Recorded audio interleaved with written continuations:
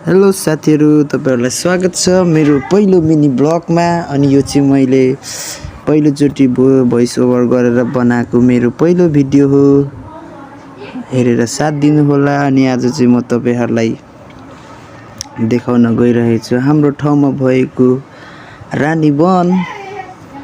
यहाँनिर तपाईहरु पनि घुम्न आउन सक्नुहुन्छ। एकदमै राम्रो ठाउँ रहेको छ। अनि साथै यहाँनिर होटल रेस्टुरेन्टहरु पनि यहाँनिर छ। तपाईहरु साथीभाइसँग बसेर खान सक्नुहुन्छ। अनि यो ठाउँ चाहिँ एकदमै खुल्ला छ। तपाईहरु फ्यामिली साथी सबैसँग आएर इन्जोय गर्न सक्नुहुन्छ। अनि त्यति मात्रै कहाँ हो र साथीहरु, तपाईहरु यहीँनिर नजिकै रहेको होटलमा बसेर यति राम्रो भ्यूको मजा लिँदै आरामले डिनर गर्न सक्नुहुनेछ। एकदम मजा आउनेछ। यहाँनिर रमाइलो छ। तपाईहरु एकचोटी आएर हेर्नु होला।